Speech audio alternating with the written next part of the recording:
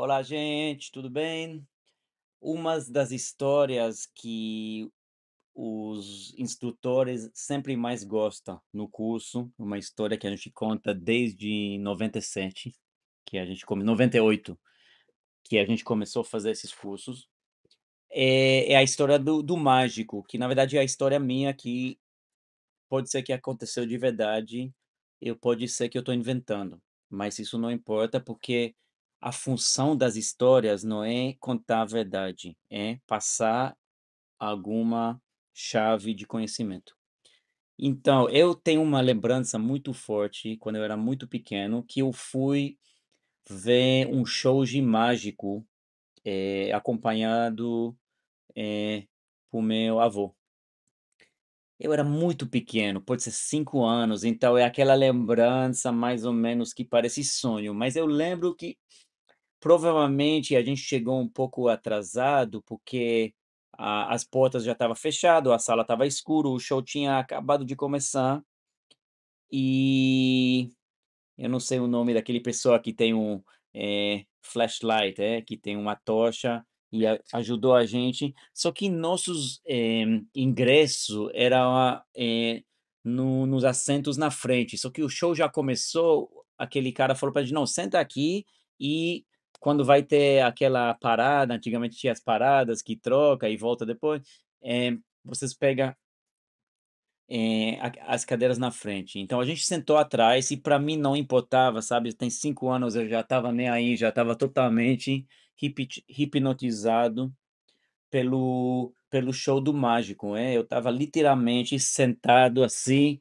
na ponta da minha cabeça, segurando o banco de frente, e tudo eu lembro que tudo era perfeito, a luz, eh, a os costumes, a música, tudo criou uma ilusão tão perfeita que na mente de uma menino de 5 anos era a coisa verdadeiro. Eu estava realmente acreditando no mágico naquele momento. Aí tinha um intervalo e depois no intervalo, quando voltou o show, a gente já sentou no nossos, assentos que estava lá no bem no meio, segunda fila, bem no meio, tipo, uau, sabe, aquela eu já estava ali preparado e começou o segundo parte do show, e as coisas tava legal, mas não era aquela mesma mágica, entendeu?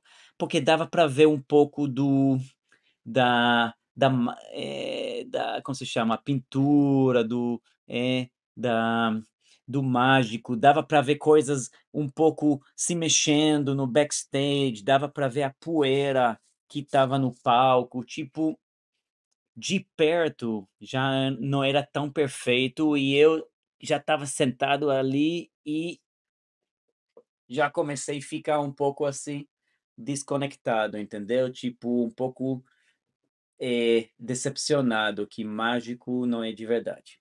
Ma Aí quando eu já estava de tipo, nem aí, era quase o final do show, aquele, eh great, finale, finale grande que eles escolhem alguém do palco, e eu não estava nem prestando atenção e eu fui escolhido, pelo mágico. Assistente do mágico que me levou no backstage rapidinho, explicou as coisas, aí eu já estava com adrenalina, eu já estou no palco ali, ajudando no último grande finale da mágica, entendeu? Aí de novo eu estava sentindo que mágico é de verdade. Aí depois do show, você vai no backstage, e você vai ver todos os truques, o que que eles usam ali, você vai sacando. Eu era muito pequeno, eu não saquei muito, mas você vê que tem de longe era mágica puro, de perto era um pouco, eh desanimar, né, aí dentro da parada já era mágico de novo. E isso lógico que é uma metáfora que a gente usa para entender alguns aspectos do caminho do capoeirista, que quando entra na academia e não conheço ninguém, não veja nada, tudo é mágico. É O mestre é perfeito e as colegas são perfeitas e a arte é perfeita e qualquer berimbau tá perfeito para ele e até um pandeiro furado é perfeito, porque tudo é mágico. Aí depois de 3, 4 anos que você vai estar lá, você já conhece as coisinhas do mestre, as coisinhas dos colegas, não sei o quê, aí você começa a ficar um pouco desanimado, porque aquele sentimento mágica parece que está sumindo e tá agora é a realidade, pô, é todo mundo ser humano aqui, todo mundo imperfeito. E muitas vezes nesse momento exatamente, entra esse curso que convida as pessoas chegar atrás do palco e virar parte da equipe que faz a mágica, que na verdade nossa função como os mestres é criar a mágica da capoeira para as pessoas, se abrir, para as pessoas acreditar que mágico que a mágica é verdadeira, que ela é verdadeira, né. Então, eu queria passar isso agora, porque você está agora vendo o curso, começando perguntar as coisas, estou muito feliz, obrigado por isso. Mas eu quero também lembrar que a gente está agora, vocês já têm muita experiência, muitos anos que você dá aula, mas provavelmente nas suas equipes tem pessoas que estão apenas começando agora, ou daqui um pouco, daqui a alguns anos, você vai ter sua primeira geração de pessoas que vai estar começando um pouco desanimar com a capoeira, perder a mágica, aí tem que entrar mais uma parada que te ensina a ver o backstage da capoeira. Que o mestre é um cara que vai ver o backstage da capoeira, da onde vem as coisas, por que que a gente faz, como criar a mágica, que tipo de, postura ajuda a mágica, que tipo de postura atrapalha a mágica, que tipo de palavras, que tipo de equipamento, o que que dá para fazer para ajudar essa pessoa assimilar a capoeira e usar a capoeira para fazer bem, para ele, para a família dele, enfim. Então, essa, essa lance de procurar o porquê da coisa, porquê, é, que lá no curso é why, é muito importante. A gente quer criar pessoas que sempre têm um processo interno, não, externo como um criante de 5 anos: "Mãe, mas por quê? Mas por quê? Mas por quê?". Não, tudo que a gente está falando é como criar um processo interno, e cada coisa que a pessoa vai fazer, vai ser com consciência de por que ele está fazendo. Agora esse porquê, ele sempre muda, porque tudo depois que você entende que essa pergunta é importante, a segunda, você tem que entender que tudo depende, ok? Essa é a segunda chave. Mas por quê? Depende. Mas por quê? Depende. Não tem uma resposta preta e branca. E o mundo da capoeira fica muito nessa coisa de preto e branco, preto e branco.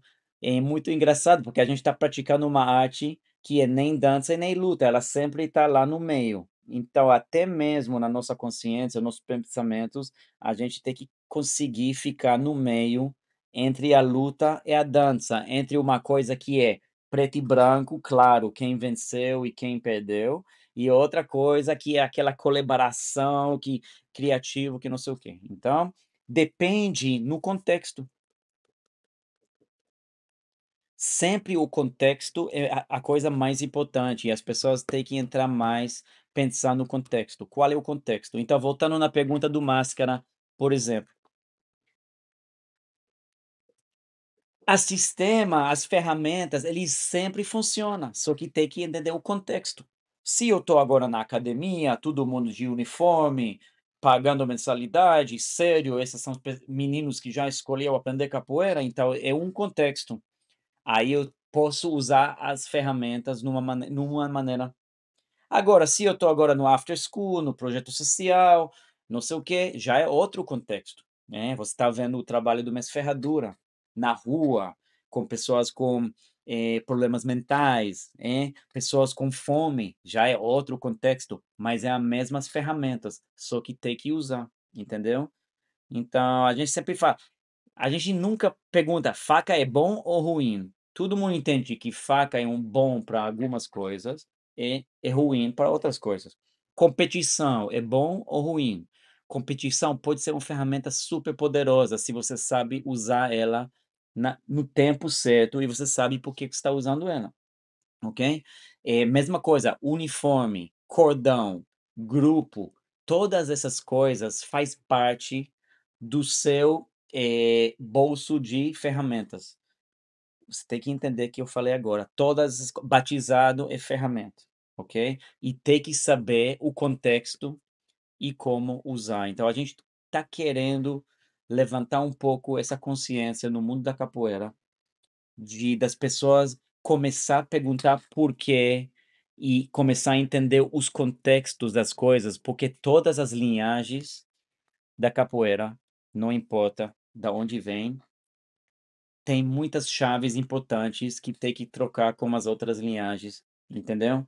Um grupo entendeu muito o lado físico e tem muita para compartilhar com a sabedoria física. Outra já focou mais no ritual e na história e foi legal, eles têm que trocar. Outra já, investiu muito no lado musical, entendeu? E o outro já investiu na metodologia, então, não adianta achar que uma é inferior ou superior do que a outra, tem nada a ver. Tem que saber o contexto, entendeu? E por isso que se eu tô aqui agora e eu tô precisando, eu tô vendo que minha galera tá precisando mais, tem muito lesões, sei lá, as pessoas estão se machucando, aí eu vou procurar quem eu conheço que sabe trabalhar com o corpo, que tem sabedoria. De repente, por que que as pessoas estão se machucando? Eu estou fazendo muito repetição, eu estou fazendo a técnica na maneira errada, pode ser que eu não fiz preparação físico antes, entendeu? Aí devagarinho você vai achando o caminho certo para o trabalho que você está montando, e cada lugar tem coisinhas específicos como você, já, falou. Então, só para resumir, voltando no assunto das crianças, não é só saber dar aula de criança, tem que saber entender o contexto. Contexto pode ser idade, pode ser cultura, aonde vem, pode ser se a aula é na academia ou na escola, é.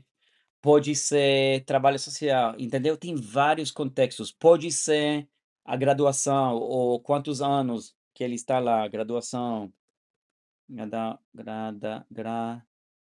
sei lá como escrever essa coisa. Entendeu? Então vamos, cada vez que a gente vai perguntando agora, vamos ser específico em algum contexto, vamos criar possibilidades. Não, nem se você conhece aquele, eu tenho um amigo que tem um amigo que fez assim, assim, assim. Vamos analisar, não preciso falar nomes, não é, a gente não está julgando ninguém, a gente não está criticando, a gente está querendo aprender. Quanto mais contextos a gente aprende, a gente vai poder entender mais dessa, quebra-cabeça bonita que é a capoeira. Falou!